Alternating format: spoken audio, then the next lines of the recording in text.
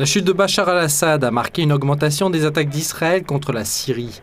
Tsahal a rapporté le 10 décembre avoir effectué au moins 480 frappes sur le territoire de son voisin. Le Premier ministre israélien a admis qu'il allait changer le visage du Moyen-Orient. Il justifie les actions d'Israël par l'objectif de protéger ses citoyens des djihadistes et prétend ne pas avoir d'autre choix.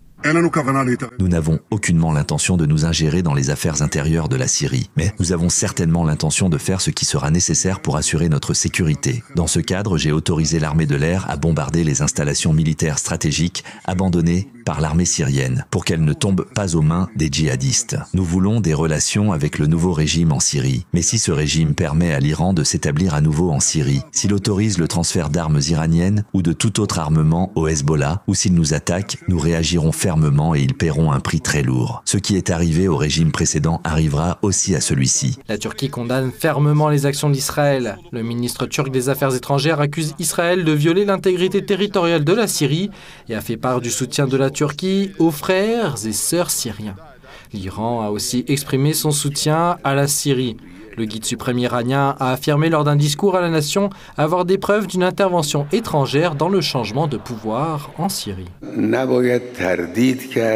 Il ne fait aucun doute que les événements en Syrie sont le fruit d'un plan conjoint des Américains et des sionistes. Nous avons des preuves et celles-ci ne laissent pas place au doute. Les États-Unis, quant à eux, expriment leur soutien à Israël qui continue d'attaquer le territoire syrien. Ainsi, le département d'État américain justifie la prise de contrôle du plateau du Golan par les troupes israéliennes. Tout comme l'État hébreu, Washington continue de qualifier les actions de Tsahal de mesures temporaires visant à sécuriser leur propre territoire.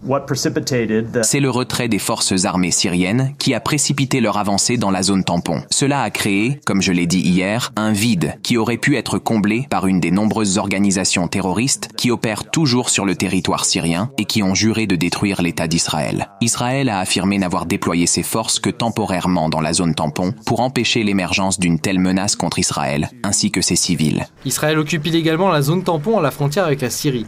L'armée israélienne continue également de frapper le territoire syrien. Parmi les cibles détruites figurent les principales bases aériennes syriennes, des systèmes de missiles sol-air, des installations souterraines, des navires de guerre, des usines de production d'armes à Alep, des dépôts d'armes et un institut de recherche relevant prétendument du ministère de la Défense à Damas. Les bases navales syriennes des ports d'Al-Beïda et Latakia ont été attaquées. Le ministre israélien de la Défense a annoncé la destruction quasi totale de la flotte syrienne.